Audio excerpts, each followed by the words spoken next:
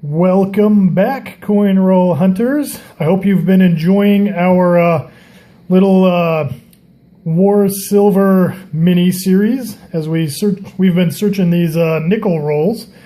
We found some pretty old coins, some from 1946 so far. Really cool stuff. Yeah, I don't know. It's been kind of a fun little hunt. Hope you've been enjoying the $50 series.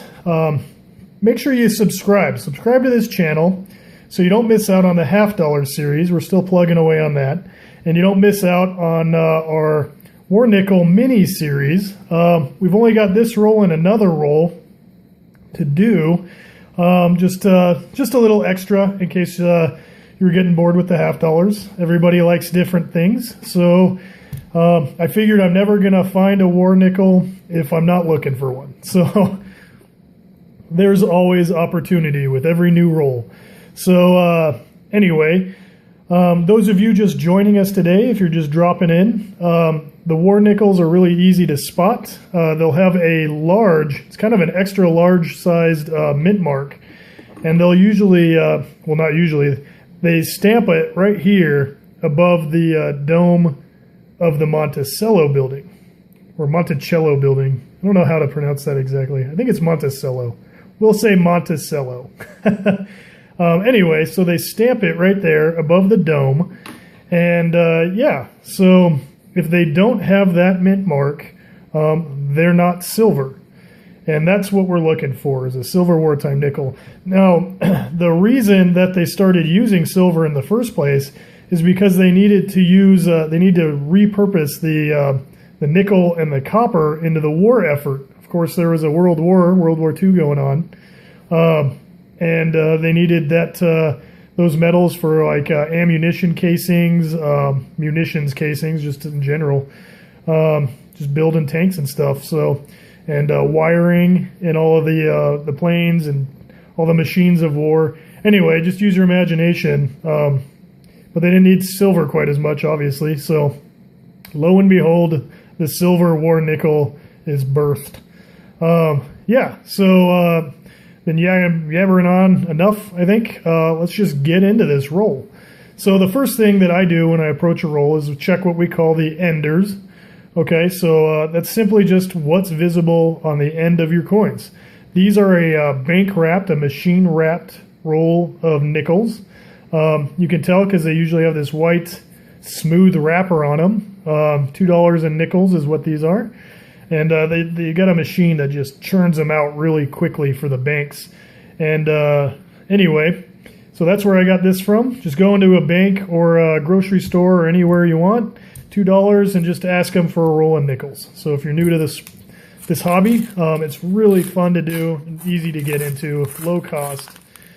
And so the next thing I do is I like to peel the wrapper open so that we can get a good look at the edges of the coins. Because silver is, it tones, it corrodes.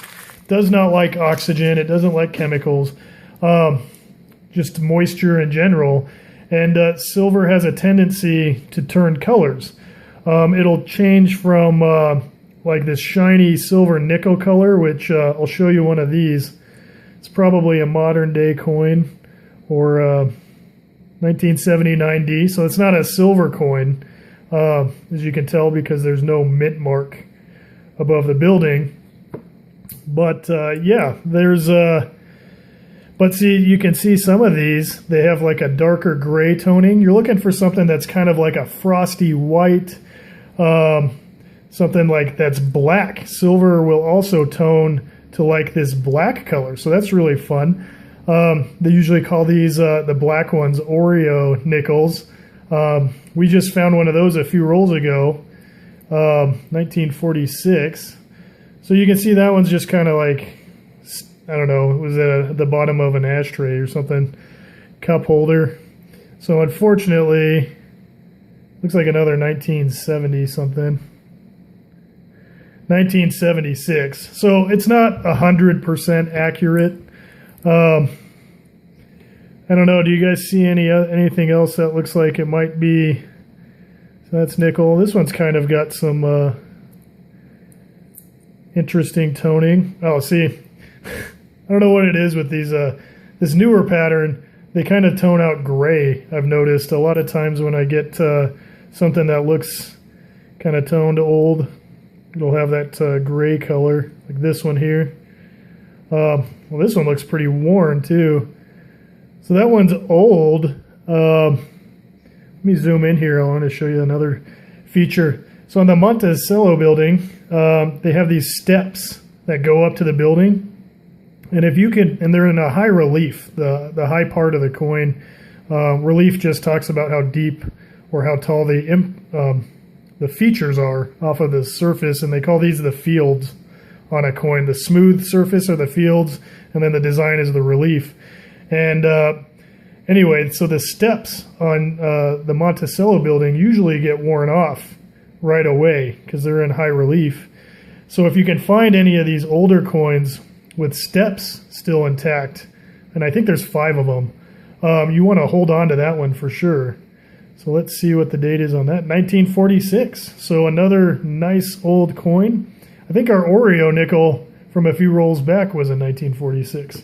So I just set that aside because that's definitely worth holding on to. What else do we have in here? I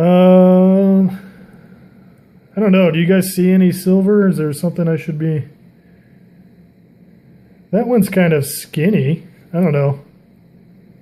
What?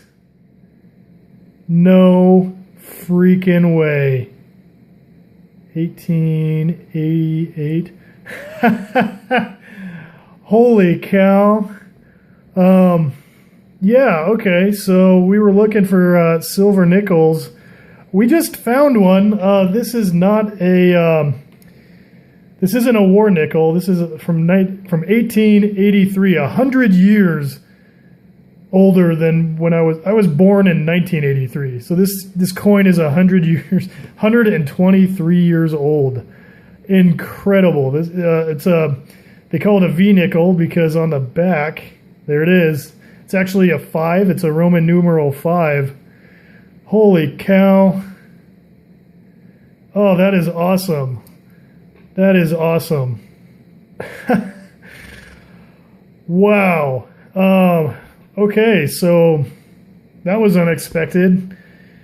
I just have to take a moment here. This is that is incredible. That is absolutely an 1883 V nickel, Liberty V nickel. Okay, yeah, I'm gonna hold on to that. 133, 34-year-old coin. I don't even know how old I am anymore. After 31, I just stopped counting. Man, that is so cool. Gosh, that feels pretty good after getting skunked so many times. All right, so, gosh, what else is in here? So I have a 10-minute recording time left. So I'm running out of time. I just want to, let's just see if any more of these are silver nickels here real quick. Holy cow. That is astounding. Gosh, that is so cool. Yeah, so really good lot this time. Okay, so absolutely incredible. Oh, I'm so excited. I'm like racing the clock right now. Yeah, very cool. That one's all buffed out. 1940, we'll put that one aside too. Man, this has just been an incredible roll. Gosh. 1984. Okay. So it doesn't look like we've got any more silver.